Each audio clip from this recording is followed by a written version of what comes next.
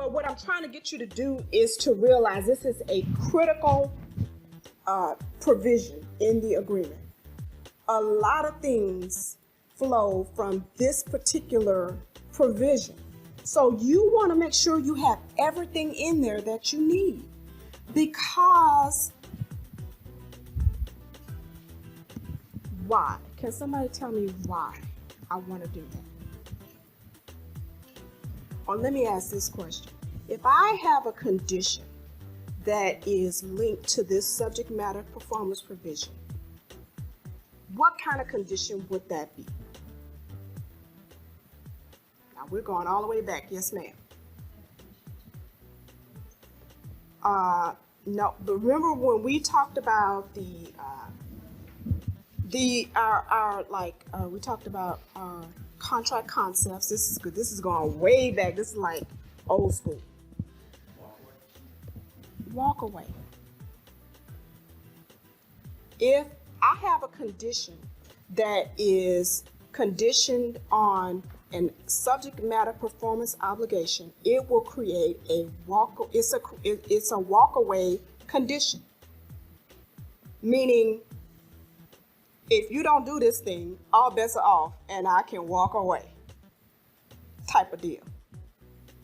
Which has what kind of implications? That last business issue of concern implication, walk away. Endgame. If it is an obligation, if it's a condition that's just linked to an obligation or covenant that's not an obligation included in that subject matter performance vision, then what kind is it? Or ongoing. Ongoing. Meaning you can't, you can't take your marbles and go home type of deal. But there can be some type of implications that are based on that condition. But the contract will go on. It will not be detrimental.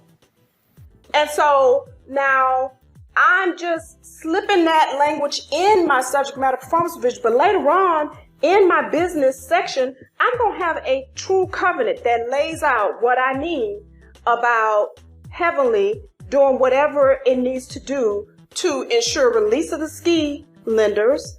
It's also going to be some type, because it needs to be a clear obligation.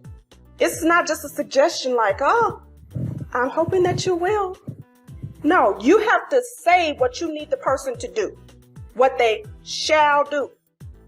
That's how you create that obligation. That's how you take this goal, this issue that has come from this goal, and we're going to use a contract concept to solve the problem.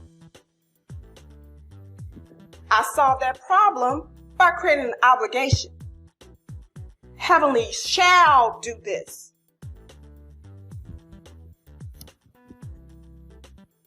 And so there was a lot of, I saw, you have to understand who your client is. There was a lot of talk about Donner having to pick it up.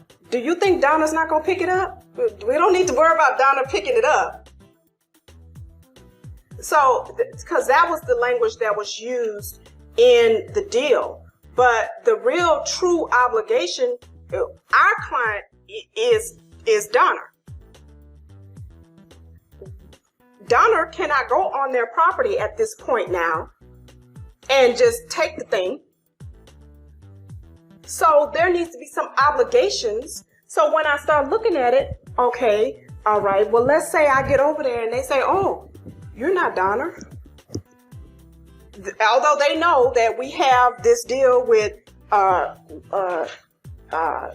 what's the name of the place, people? The Mad River. They know all of it. If Mad River get over there and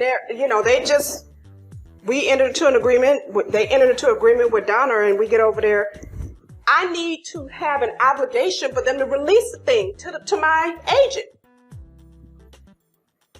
These are problems. My client has a goal. They want to go pick the thing up. What problems come out of that goal? Oh, well, this one problem. They got to take it from their site. They got to break it down. They got to take it through the roads to the local roads and drop it off. They got to release it to my guy. Problems that are coming from the goal. Then I'm going to take that problem and I'm going to use a contract concept to make sure that Heavenly does what it's supposed to do, because I'm going to create an obligation for them to do it, which then creates a right for me to receive that performance. So this is what we're doing here over and over and over again.